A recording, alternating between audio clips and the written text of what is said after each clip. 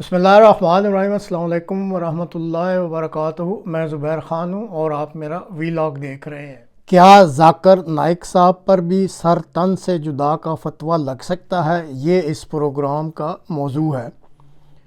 मुकर्रमी मोहम्मद हनीफ साहब BBC पर programme पेश करते हैं। इनका बेसाख्ता और दिल मोह लेने वाला अंदाज़ हर किसी को ही अपनी तरफ खींचता है। मशहूर इस्लामी स्कॉलर जाकिर नाइक साहब की पाकिस्तान आमद पर उन्होंने जिस खूबसूरत मगर नाक़दाना अंदाज में तबसरा किया है वो सुनने के लायक है। ये वीडियो इस चैनल के एक करम फरमा मोहतरम फ़हीम नासिर साहब ने भिजवाई है। मोहम्मद हनीफ साहब और BBC के दिली शुक्रिया के साथ ये वीडियो पेश खिदमत है। उम्मीद है इस चैनल के नाजरीन को भी पसंद आएगी। ਨੂੰ ਪਾਕਿਸਤਾਨ ਵਿੱਚ ਬੜੇ ਮਸਲੇ ਨੇ, ਬੜੇ ਘਾਟੇ ਨੇ। ਸਾਡਾ ਖਜ਼ਾਨਾ ਅਕਸਰ ਖਾਲੀ ਰਹਿੰਦਾ ਹੈ। ਸਾਨੂੰ ਆਪਣਾ ਖਰਚਾ ਚੁੱਕਣ ਲਈ ਵੀ ਕਦੀ IMF ਕੋਲ ਤੇ ਕਦੀ ਚੀਨ ਜਾਂ ਸਾਊਦੀ ਅਰਬ ਵਰਗੇ ਮੁਲਕ ਕੋਲ ਜਾਣਾ ਪੈਂਦਾ ਹੈ। ਸਾਡਾ ਕੋਈ 2-2.5 ਕਰੋੜ ਬੱਚਾ ਐਸਾ ਹੈ ਜਿਹਨੇ ਸਕੂਲ ਦੀ ਕਦੀ ਸ਼ਕਲ ਵੀ ਨਹੀਂ ਵੇਖੀ। ਕੰਮ ਕਰਨ ਵਾਲਾ ਮਜ਼ਦੂਰ ਬੰਦਾ ਬਿਮਾਰ ਹੋ ਜਾਏ ਤੇ ਉਹਨੂੰ ਇਲਾਜ ਕਰਨ ਲਈ ਆਪਣੀ ਮੋਟਰਸਾਈਕਲ ਵੇਚਣੀ ਪੈਂਦੀ ਹੈ। ਵੈਸੇ ਤੇ ਅਸੀਂ ਜ਼ਰਾਈ ਮੁਲਕ ਹਾਂ, ਲੇਕਿਨ ਕਦੀ ਕਣਕ ਥੋੜੀ ਜਾਂਦੀ ਹੈ, ਕਦੀ ਸਾਨੂੰ ਖੰਡ ਬਾਹਰੋਂ ਮੰਗਾਉਣੀ ਪੈਂਦੀ ਹੈ। ਇਹ ਸਾਡੇ 'ਚ ਸਾਰੇ ਘਾਟੇ ਹੈ ਨੇ, ਲੇਕਿਨ ਇੱਕ ਮਾਮਲੇ 'ਚ ਸਾਡੇ ਤੇ ਅੱਲਾ ਦਾ ਬੜਾ ਫਜ਼ਲ ਹੈ ਕਿ ਪਾਕਿਸਤਾਨ ਵਿੱਚ ਮੁਫਤੀਆਂ ਤੇ ਮੌਲਵੀਆਂ ਦਾ ਕੋਈ ਘਾਟਾ ਨਹੀਂ। ਇੱਥੇ ਤੁਹਾਨੂੰ ਹਰ ਮਿਜ਼ਾਜ ਦਾ, ਹਰ ਹੁਲੀਏ ਦਾ ਆਲਮ ਦੀਨ ਜਿਹੜਾ ਹੈ ਉਹ ਮਿਲੇਗਾ। ਇੱਥੇ ਤੁਹਾਨੂੰ ਮਿੱਠੇ ਔਰ ਸੁਰੀਲੇ ਮੌਲਵੀ ਵੀ ਮਿਲਣਗੇ ਤੇ ਬੜਬੋਲੇ ਤੇ ਗਾਲਮੰਦਾ ਕਰਨ ਵਾਲੇ ਮੌਲਵੀ ਵੀ ਇੱਥੇ ਤੁਹਾਨੂੰ ਮਿਲ ਜਾਣਗੇ। ਇੱਥੇ ਤੁਹਾਨੂੰ ਐਸੇ ਮੌਲਵੀ ਵੀ ਮਿਲਣਗੇ ਜਿਹੜੇ ਤੁਹਾਡੇ ਗਲੇ ਕੱਟਣ ਦਾ ਫਤਵਾ ਦੇਣਗੇ ਤੇ ਉਹ ਫਤਵਾ ਦੇਣ ਵਾਲਿਆਂ ਤੇ ਫਤਵੇ ਦੇਣ ਵਾਲੇ ਵੀ ਮੌਲਵੀ ਮਿਲ ਜਾਣਗੇ। ਐਸੇ ਵੀ ਨੇ ਜਿਹੜੇ ਹੱਥੀ ਗਲੇ ਕੱਟਣ ਦੀਆਂ ਆਪ ਗੱਲਾਂ ਕਰਦੇ ਨੇ। ਹੁਣ ਗਰੀਬ ਦਾ ਬੱਚਾ ਅਗਰ ਸਕੂਲ ਨਹੀਂ ਜਾਏਗਾ ਤੇ ਸ਼ਾਇਦ ਮਦਰਸੇ ਚਲਾ ਜਾਏ ਤੇ ਉਸ ਵਿਚਾਰੇ ਨੇ ਤੇ ਉੱਥੋਂ ਮੌਲਵੀ ਬਣ ਕੇ ਨਿਕਲਣਾ ਹੀ ਹੈ। ਲੇਕਿਨ ਇੱਥੇ ਚੰਗੇ ਭਲੇ ਮਿਡਲ ਕਲਾਸ ਲੋਕ ਵੀ ਆਪਣੇ ਪੁੱਤਰ ਨੂੰ ਯੂਨੀਵਰਸਿਟੀ ਭੇਜਦੇ ਨੇ ਕੰਪਿਊਟਰ ਸਾਇੰਸ ਪੜ੍ਹਨ ਤੇ ਉਹ ਸਾਲ ਬਾਅਦ ਮੁਫਤੀ ਬਣਿਆ ਹੁੰਦਾ ਤੇ ਘਰ ਆ ਕੇ ਆਪਣੀ ਮਾਂ ਭੈਣ ਨੂੰ ਇਸਲਾਮ में पर्दे के मुकाम पर ਲੈਕਚਰ ਦੇ ਰਿਹਾ ਹੁੰਦਾ।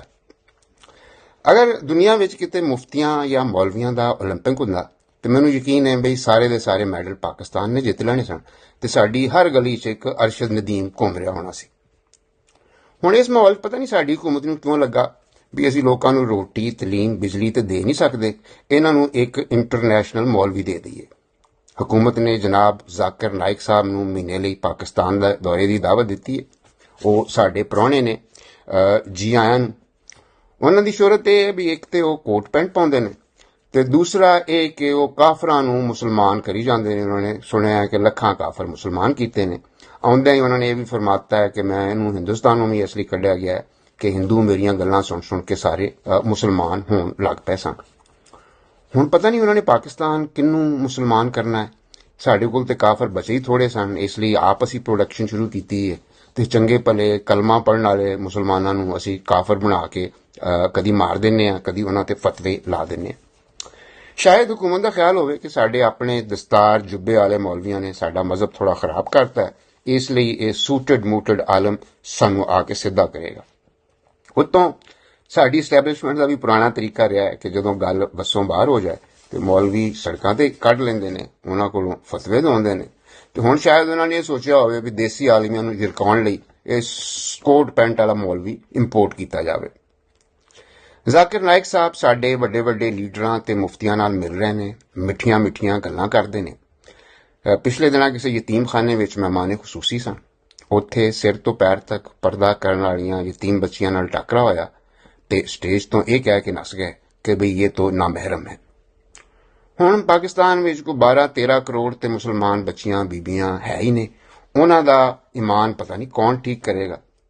ਵੈਸੇ ਵੀ ਜਿਹੜਾ ਆਲਮ ਪਰਦਾਦਾਰ ਯਤੀਮ ਬੱਚੀਆਂ ਵੇਖ ਕੇ ਆਪਣੇ ਨਫਸ ਤੇ ਕਾਬੂ ਨਹੀਂ ਕਰ ਸਕਦਾ, ਉਹ ਪਤਾ ਨਹੀਂ ਸਾਡੇ ਮਰਦਾਂ ਤੇ ਖਾਸ ਤੌਰ ਤੇ ਸਾਡੇ ਮੌਲੀਆਂ ਦੇ ਈਮਾਨ ਨੂੰ ਕਿਵੇਂ ਸਾਂਭੇਗਾ।